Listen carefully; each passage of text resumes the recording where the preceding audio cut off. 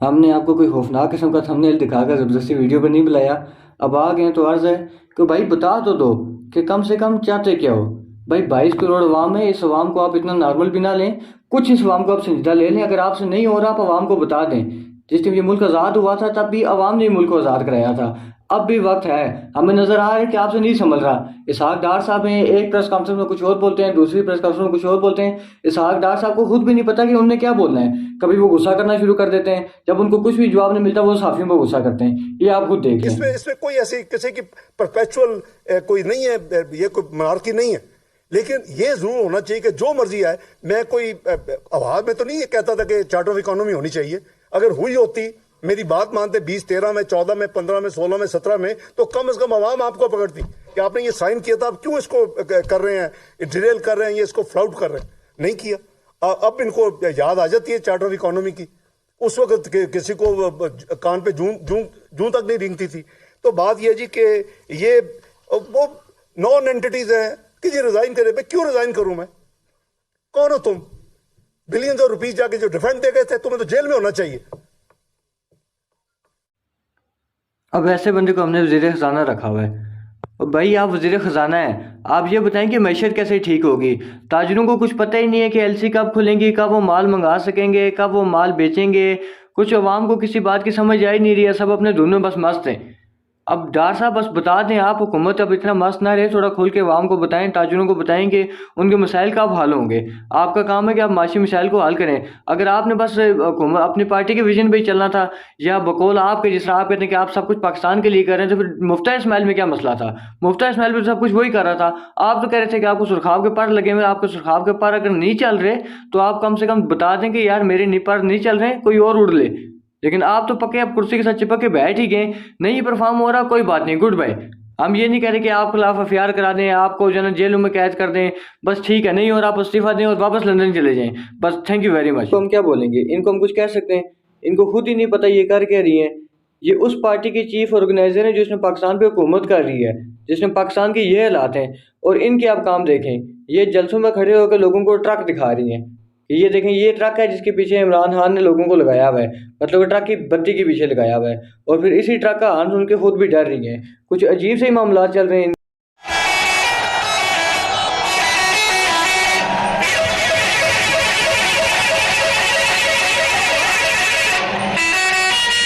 ویسے جس ٹرک کی بتی کی یہ بات کر رہی ہیں، کچھ ٹائم پہلے ان کے والد صاحب میاں محمد نواز شریف صاحب نے پوری عوام کو اس ٹرک کی بتی کے پیچھے لگایا ہوا تھا. کافی عوام سوچ رہی تھی کہ شاید میاں صاحب انقلابی ہو گئے، بلکہ میاں صاحب نے تو ایک دفعہ یہ بھی کہہ دیا تھا کہ میں اب گود میں بیٹھنے کے لیے تیار نہیں ہوں، ہم نے اب وہ سیٹ چھوڑ دی ہے. شاید حقان عباسی وغیرہ کے کچھ انٹرویوز ہوئے تھے اس بارے میں. خیر لمبی بحث ہے، پھر کبھی اس پہ کریں گے.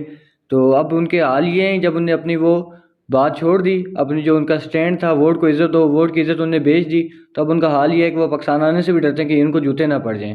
لیکن خیر میاں صاحب کی بات تو پیچھے رہ گئی ہے. بتانے کا مقصد یہ تھا، ابھی آج کل ویسی ہی باتیں کرتے ہیں جیسے نواز شریف حکومت سے نکالنے کے بعد کرتے ہوتے تھے جب ان کو نااہل قرار دیا گیا تھا. لیکن عمران خان صاحب بھی یہ بتائیں کہ عمران خان صاحب کے پاس بھی 4 سال تھے، اگر یہ اتنے بڑے چور تھے تو ان کو جیلوں کے اندر رکھنا تھا. چلو نواز شریف ایک دھوکہ دے کے نکل گیا، باقی سب تو ادھر ہی تھے، وہ کیسے آزاد ہو گئے اور وہ کیسے نکل گئے؟ اگر آپ کے کنٹرول میں کچھ بھی نہیں تھا تو آپ اسی ٹائم استعفیٰ دے دیتے. گورنمنٹ کے لیے مان لیا کہ باقی صاحب غلط ہیں، عمران خان صاحب بالکل ٹھیک ہیں. لیکن خان صاحب پھر بھی ملک آپ سے پہلے ہے.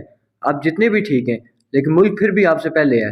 پہلے کوشش کریں کہ پہلے ملک کو بچا لیا جائے. ہوگا تو آپ بھی وزیر اعظم بنیں گے، ملک ہوگا تو تبدیلی آئے گی یا نہیں آئے گی وہ تو آپ کو ہی پتہ ہوگا.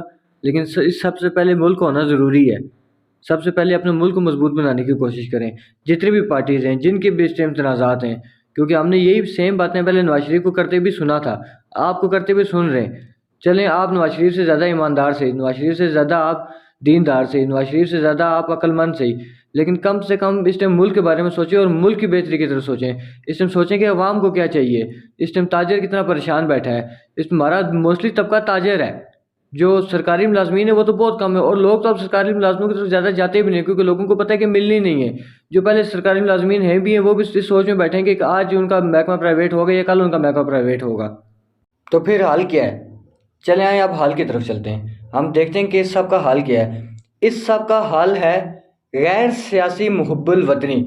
غیر سیاسی محب الوطنی سننے میں آپ کو ایک نئی بات نظر آ رہی ہوگی، لیکن یہ ایک بڑا اچھا نظریہ ہے۔ غیر سیاسی محب الوطنی سے ہمیں یہ ہوگا کہ ساری پارٹیاں بیٹھ کر اپنے سیاسی مفادات کو ایک طرف رکھ کر صرف ملک کے بارے میں سوچیں گے، ایک جامع پلان تحت بنائیں گی، جو پلان پوری عوام کے سامنے رکھا جائے گا کہ اس پلان کے تحت ہم ملک کو ان حالات سے نکال سکتے ہیں۔ بھائی لوگ مدد کرنے کو تیار ہیں۔ ابھی حالیہ مثال ہے کہ جب ترکی میں زلزلہ آیا تو ایک پاکستانی بندے نے امریکہ میں ترک سفارتخانے میں جا کر $30 ملین کا چندہ دیا۔ کیا وہ بندہ پاکستان کی مدد نہیں کرنا چاہتا؟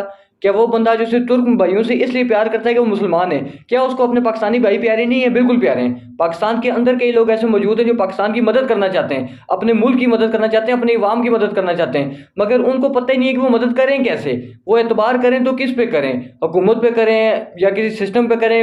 اگر میں بھی مدد کرنا چاہوں تو مجھے بھی نہیں پتہ لگے گا کہ مدد کرنی کیسے ہے۔ اس لیے کم سے کم آپ سب مل کے بیٹھیں اور پہلے عوام کو بتائیں، عوام کے سامنے چیزیں رکھیں۔ یہ ملک ہمارا ہے، اس ملک کو بچانا ہم نے ہے، ٹھیک ہے؟ ہمارے ملک کو اللہ تعالیٰ نے بہت چیزوں سے نوازا ہے، ہر چیز اللہ نے ہمارے ملک کو دی ہے، مختلف جغرافیائی معاملات، ہر چیز ہمیں ملی ہے، ٹھیک ہے؟ صرف مسئلہ ہمارے پاس پلاننگ کا، اپنی پلاننگ کو بہتر کریں، ٹھیک ہے؟ اپنے سیاسی مفادات کو ایک طرف رکھیں اور پہلے ملک کی بہتری کا سوچیں۔ بہت شکریہ۔ ویڈیو بنانے کا مقصد صرف ویوز حاصل کرنا نہیں ہے، ہم آپ کو کبھی بھی خوفناک قسم کے تھمبنیل دکھا کر ڈرائیں گے نہیں، بدلے میں آپ کو ہماری ایڈیٹنگ پر تھوڑا سا گزارا کرنا ہوگا، اور میں آپ سے وعدہ کرتا ہوں کہ نواز شریف کی وطن واپسی سے پہلے ہم اپنی ایڈیٹنگ کو بہتر کر لیں گے، اور جو لوگ یہ چاہتے ہیں کہ نواز شریف واپس آ جائیں اور ہماری ایڈیٹنگ بہتر ہو جائے تو وہ چینل کو سبسکرائب کر دیں۔ بہت شکریہ، اللہ حافظ۔